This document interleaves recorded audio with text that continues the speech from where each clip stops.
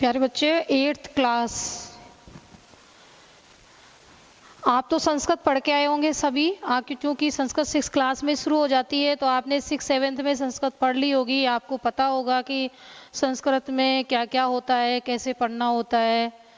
तो आप मुझे बताइए कि स्वर और व्यंजन के बारे में आप जानते हैं क्या? क्योंकि बेटा ग्रामर में संधि पढ़ने के लिए संस्कृत की ग्रामर बहुत विस्तार से है, लेकिन आपको सिर्फ पॉइंट पॉइंट पढ़ना है। तो आपने ये संधियां भी पढ़ी होंगी 6th में 7th में, लेकिन संधि समझने के लिए आपको स्वर और व्यंजन का ज्ञान बहुत आवश्यक है। आप में से मुझे कोई बता सकता है कि स्वर और व्यंजन क्या होते हैं और इनका उच्चारण भी किस तरह होता है? पूरी क्लास में कोई भी बता दीजिए जिसने स्वर और व्यंजन पढ़े हैं 6th 7th क्लास में। वैसे हिंदी में भी होते हैं, आपने छोटी क्लास में भी पढ़े होंगे। स्वर से ही हिंदी पढ़ना सीखा जाता है, स्वर और व्यंजन के बिना तो वाक्य ही नहीं बनता। व्यंजन वर्ण बिना स्वर के अधूरे होते हैं, उनको पूर्ण करने के लिए स्वर की आवश्यकता होती है। तो बेटा बताइए, आप स्वर और व्यंजन के बारे में क्या जानते हैं? कितने होते हैं? स्वर को कितने भागों में बांटा गया है? 3 भागों में। ठीक है। व्यंजन के वर्ग होते हैं, व्यंजन वर्गों को वर्ग में बांटा गया है। अब आप बता सकते हैं कि व्यंजन के कितने वर्ग होते हैं? कितने होते हैं बेटा? 5। अब आप अपनी अपनी कॉपी निकाल लीजिए, मैं मेरे तरीके से आपको बता रही हूँ, क्योंकि व्यंजन वो संधियों को समझने के लिए आपको जब तक स्वर और व्यंजन नहीं आएंगे तब तक आपको समझ में नहीं आएगा। और जैसा कि बेटा आपको स्वर मतलब अच्छ संधि, संस्कृत में, हिंदी में स्वर संधि और संस्कृत में अच्छ संधि भी बोलते हैं। व्यंजन संधि हिंदी में बोलते हैं, संस्कृत में कहते हैं इसको हलंत। और स्वर विसर्ग संधि तीसरी होती है, विसर्ग संधि। लेकिन आप सबसे पहले देखिए कि स्वर कितने होते हैं? 3 को आप नोट करिए। स्वर को 3 भागों में बांटा गया है। पहला है इसमें ह्रस्व स्वर। एक एक चीज को नोट करना है बेटा। आपने एक साथ पढ़े होंगे स्वर इतने होते हैं, छोटा बड़ा, छोटी, बड़ी, उस तरह नहीं, आपको डिवाइड करके पढ़ना है। ह्रस्व स्वर, दीर्घ स्वर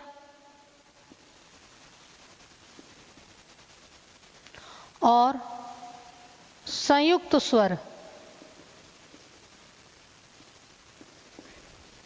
ह्रस्व स्वर में देखो बेटा, जैसे आप पढ़ते हो छोटा आ बड़ा आ, तो छोटा आ क्या हो जाएगा? ह्रस्व स्वर, और बड़ा आ हो जाएगा दीर्घ स्वर। छोटी ई, ऊ, री तथा री, ये क्या होते हैं? ह्रस्व स्वर। ह्रस्व का मतलब होता है लघु, लघु मीन्स छोटा। दीर्घ, अब आ, बड़ी ई, ऊ, और इसमें री भी इस तरह की बड़ी आती है। ठीक है। अब संयुक्त स्वर। संयुक्त स्वर क्या है? ए, आई, ओ और औ।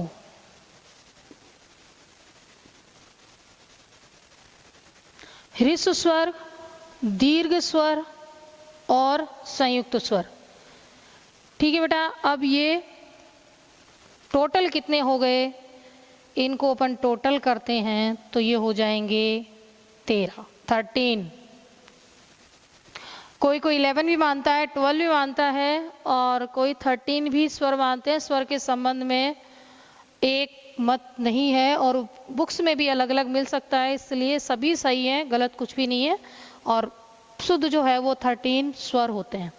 स्वर संधि को समझने के लिए आप स्वरों का ज्ञान आवश्यक है और इनको लर्न भी करना है। और इन स्वर को 3 भागों में बांटा गया है। अब व्यंजन वर्ग, व्यंजन वर्ण को कितने वर्गों में बांटा गया है? 5 वर्गों में। बता सकते हैं आप वर्ग क्या होते हैं? जैसे आपने छोटी क्लास में पढ़ा होगा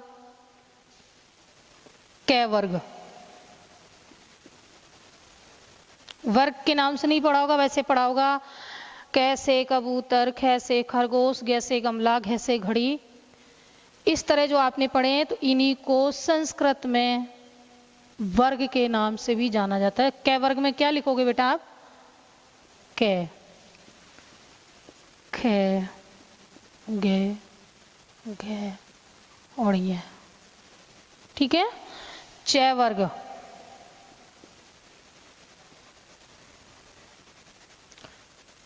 चै, छे,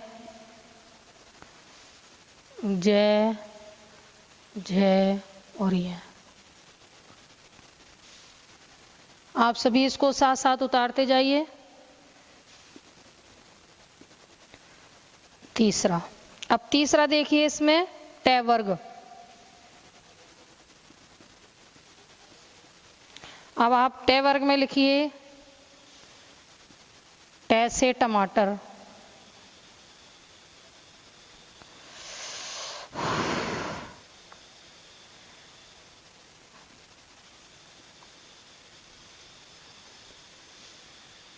चौथा है तै वर्ग।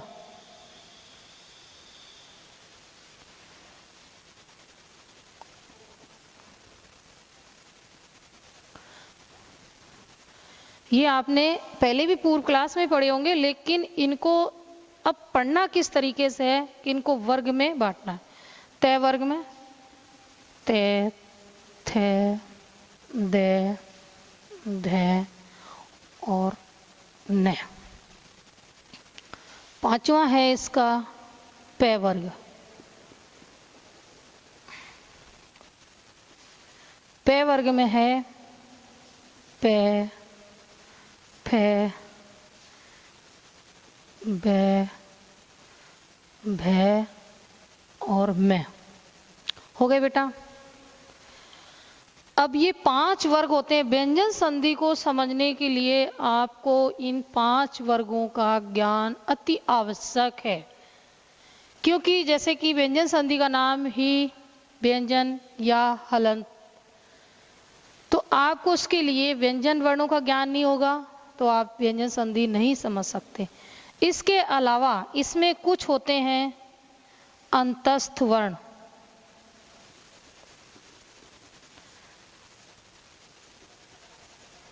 अंतस्थ वर्ण, अंतस्थ वर्ण होता है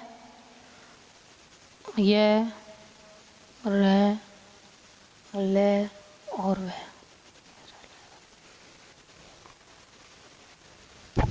ऊष्म वर्ण,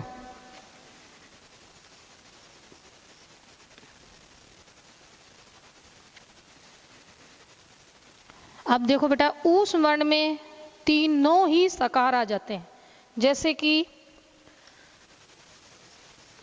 से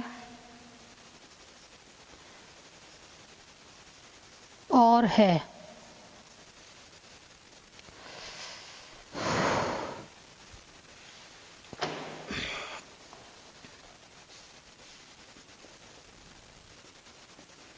ठीक है बेटा, 4 ये हो गए, 4 ये हो गए और 25 ये हो गए।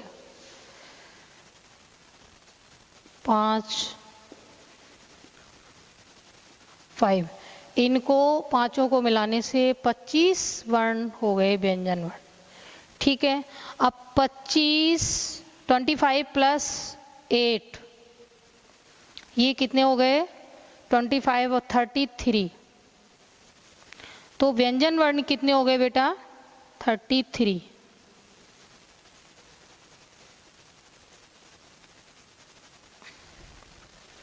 टोटल आपको जो याद करने हैं 13 स्वर और 33 ये आपको स्वर याद करने हैं और 33 आपको व्यंजन। दोनों को मिलाने से आपको 46 वर्ण याद करने हैं।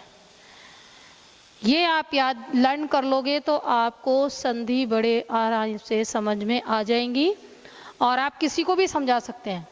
अब आपने 6 और 7 पे पढ़ा होगा इसलिए ये आपको इतना हार्ड नहीं लग रहा होगा। ये तो बहुत आसानी से पहले से भी याद किए होंगे आपने, क्योंकि जब आप हिंदी पढ़ना सीखते हैं तो ये स्वर और व्यंजन तो वह पहले भी पढ़ने पड़ते हैं। बस ये ध्यान का पैटर्न अलग है कि इस व्यंजन वर्ण को वर्ग में, वर्ग के आधार पे आपको पढ़ना है, क्योंकि संधि में ये वर्ग बार बार आएंगे कि च वर्ग का ये वर्ण आए तो ऐसा हो जाएगा, त वर्ग का अगर दूसरा वर्ण आए तो ये हो जाएगा। तो अगर आपको वर्ग ही पता नहीं है तो आप सोचोगे ये वर्ग क्या चीज आ गई। तो ये वर्ग बेटा ये होता है, जैसे क की लाइन आप पढ़ेंगे तो उसको क वर्ग बोलेंगे, च की लाइन पढ़ेंगे तो च वर्ग बोलेंगे, ट की लाइन पढ़ेंगे तो ट वर्ग बोलेंगे, और त वर्ग और प वर्ग, ऐसे ये अंतस्थ वर्ण होते हैं और ये ऊष्म वर्ण होते हैं। अंतस्थ वर्ण वो होते हैं जिनका उच्चारण अंदर से किया जाता है, ऊष्म वर्ण। अब देखिए बेटा इनको भी अलग अलग नामों से जाना जाता है, जैसे पहला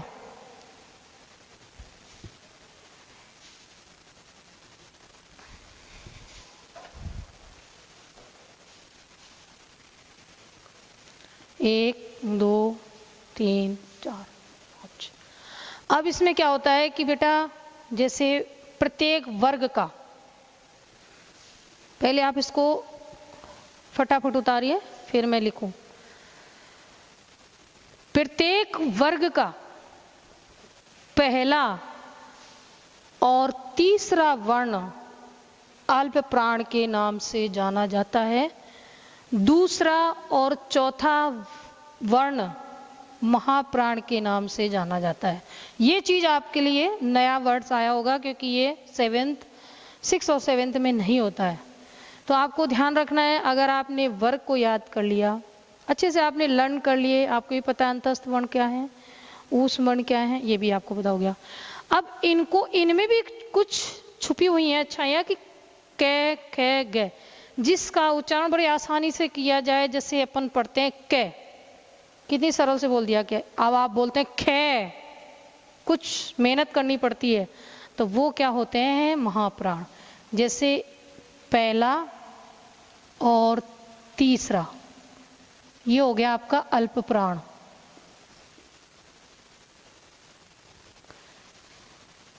दूसरा और चौथा ये हो गया आपका महाप्राण। इस तरह आपको प्रत्येक वर्ग में से अल्प प्राण और महाप्राण ध्यान रखने हैं कि अल्प प्राण क्या होते हैं और महाप्राण क्या होते हैं। जिसका उच्चारण बड़े आसानी से हो जाए वो अल्प प्राण होता है, और जिसको उच्चारण करने में थोड़ी मेहनत करनी पड़ती है वो बेटा आपका महाप्राण कहलाता है। ये सब संधियों में वर्ड आएंगे। अब आप बताइए कि मुझे च वर्ग का अल्प प्राण कौन सा है। प्रत्येक वर्ग का पहला और तीसरा वर्ण अल्प प्राण, दूसरा और चौथा वर्ण महाप्राण होता है। ठीक है, आपने ये अपनी कॉपी में रिटर्न वर्क कर लिया इसका, मैं रफ कर रही हूं बेटा इसको।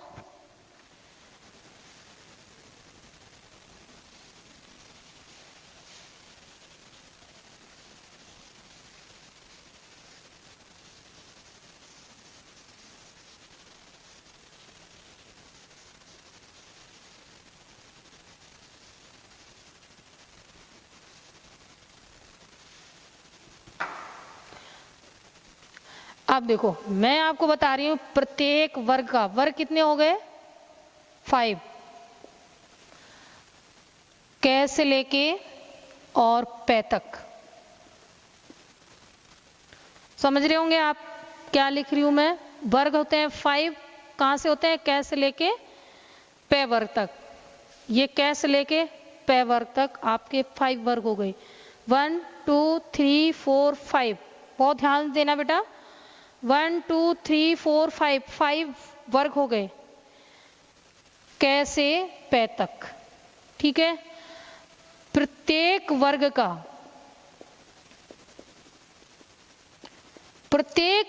का पहला और तीसरा क्या कहलाता है? अल्प प्राण।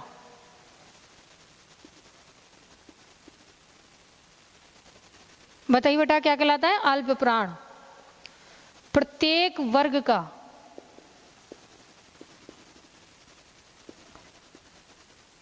दूसरा और चौथा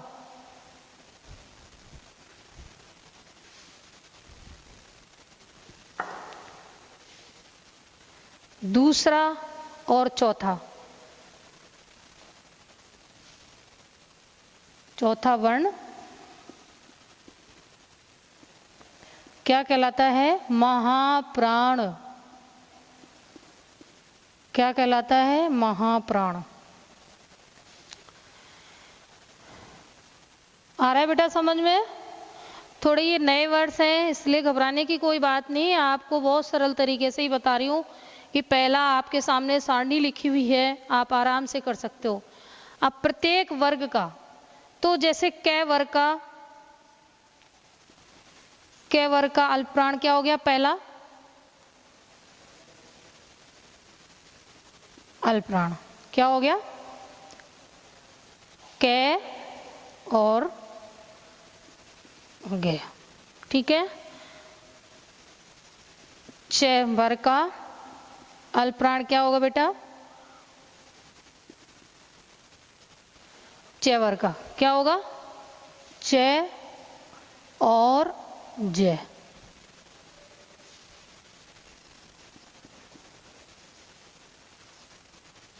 पहला और तीसरा।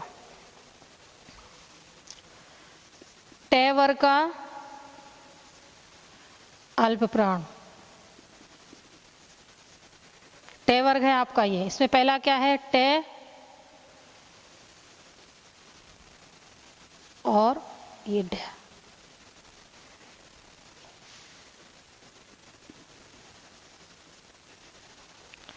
ते वर्ग इसका अल्प प्राण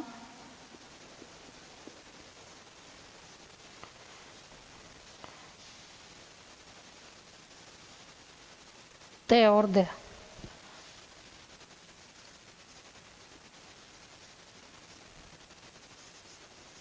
पे वर्ग का अल्प प्राण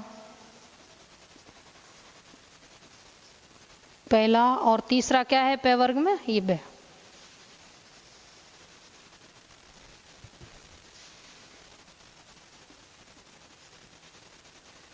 ये हैं आपके अल्प प्राण।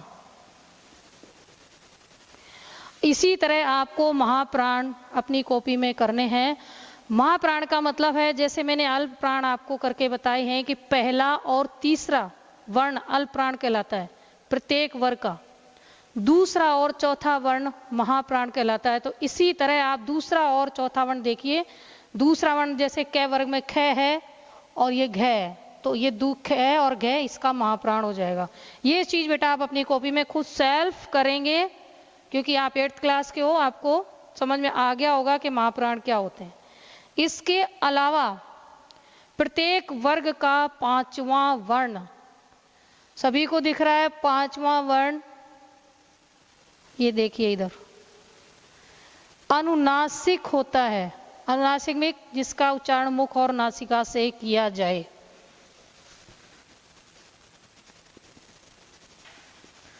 प्रत्येक वर्ग का पांचवा वर्ण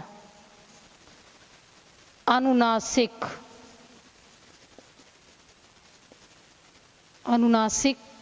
होता है।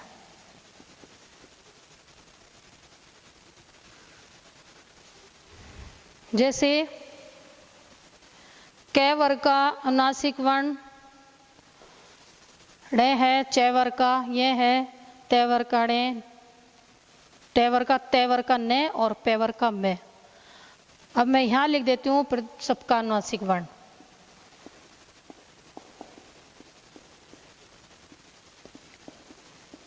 प्रत्येक वर्ग का पांचवा, च वर्ग का ये है, टेवर्काणे, तेवर्का न और पेवर्का में। ये अनुनासिक वर्ण है। व्यंजन संधि में अनुनासिक वर्णों का बहुत प्रयोग किया जाता है। पूरी वर्णमाला में आपने आराम से पढ़ी होगी, छोटी क्लास में कह गया ये सारे कुछ पढ़े होंगे, लेकिन आप इनको संस्कृत समझने के लिए आपको अलग अलग करना है, क्योंकि संधि इन पे ही आधारित है। अगर आपको स्वर, व्यंजन, अल्पप्राण, महाप्राण और ये अनुनासिक वर्ण अगर ये समझ में नहीं आएंगे तो संधि नहीं आएगी। तो बेटा इस सारणी को अच्छे से आप अपने कॉपी में रिटर्न वर्क करो फटाफट, और कल इसको सभी को मुझे याद करके सुनाना भी है और आप दिखाना भी है। इसके अलावा फिर आपको स्वर संधि में बताऊंगी। ठीक है बेटा, घर पे रहो, सुरक्षित रहिए।